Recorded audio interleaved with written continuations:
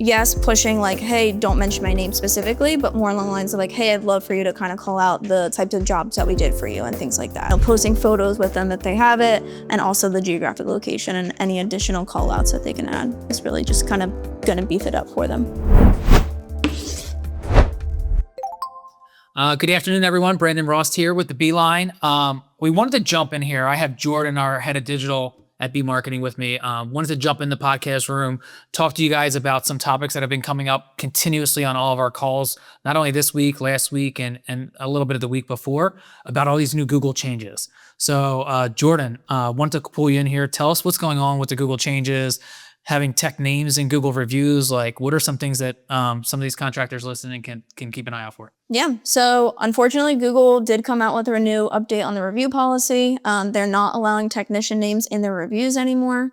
They did not disclose essentially why that made that change. But the biggest thing for us is we know a lot of contractors kind of incentivize their techs to request reviews and ask for their names in them, and then they, base that based on their performance. That's no longer allowed. So the review will automatically get taken down if it does include a technician's name. What about all the reviews in the past? Like we've had someone talk to us this week and they're like, hey, we have like 300 reviews that have mentioned our techs in the past. Like, are they going to go away too? Or is it just moving forward? Like, do we have any insights on that kind of stuff? I haven't seen anything about any previous reviews. I haven't heard of any of our clients experience anything about previous reviews getting taken down. I think it's from now moving forward. They've updated their AI to read all these reviews coming through. So if it does have a name in there, then it will get taken down automatically. So should these contractors be like telling, like, obviously everyone wants to get more reviews, more trust factors. We stress it with our clients to get more trust factors, trust signals. Should we be telling contractors, hey, make sure they don't mention John, Sally, or Mary's name because it could affect you? Whereas in the past, we were saying, make sure you mention John, Sally, and Mary's name.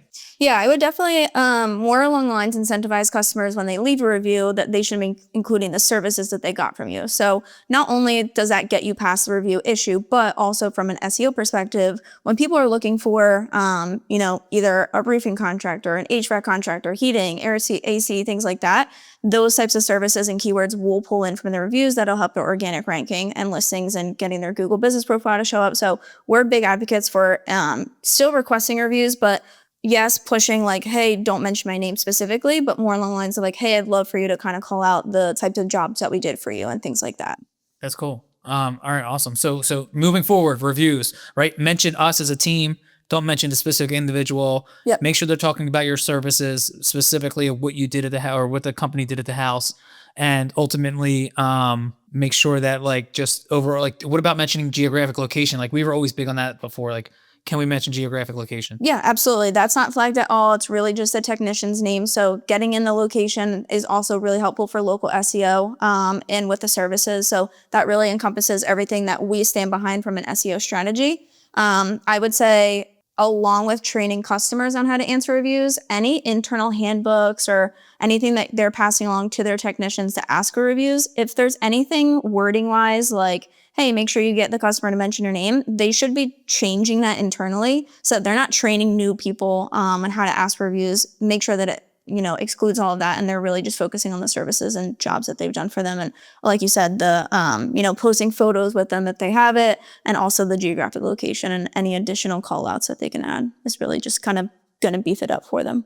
Gotcha. Okay, cool. Any other thing else we should know about why we're here on the Beeline about Google, and is there AI overviews or anything else you're hearing algorithm wise as far as what's changing? Yeah, so there was a huge report coming out either last week or 2 weeks ago that the AI overviews actually saw like a 60% decrease in click-through rate. So the AI overviews very much so tend to answer users' questions that they have. So people are finding their answers right then and there, and they're not clicking through to the links necessarily. So it's great that we're getting visibility for our clients on there, but we do want that click-through rate and then turning into leads. So it's something to be aware of that. Yes, AI SEO is a portion of our overall strategy, but so is, typical SEO when it comes to search rankings, visibility, but also GEO with the generative engine optimization. So we want our clients' websites to rank in search results, in AI overviews, in ChatGPTs, Perplexities, Grok, all things like that. So we really do encompass all strategies to accomplish all three of those. But just be aware that yes, you can get keyword rankings for AI overviews, but you might see a decrease in website traffic because people are not as inclined to click through. And I did see something else also recently. I think it was the end of March that GA4 is now looking at impressions differently. So something for us to keep an eye on. Yeah, absolutely. And like I said, like for us as an agency, it's great that we're measuring organic traffic, but really leads is what comes down to it. So we really want to know, once people get to the website, are they finding the content useful, helpful? Are they valuing who we are as a contractor? And then from there, are they calling business or filling out a contact form? So our biggest thing is measuring leads, but it is important for us to also be aware of the traffic and using Google Search Console as well from a standpoint of impressions and position and click-through rate there as well. The technicians mentioned in the Google reviews. Let's move on from that. Let's talk about the company as a whole. Jordyn, we appreciate you having you on. Hopefully we'll have you back again soon. Yeah, absolutely. Thank you. Cool.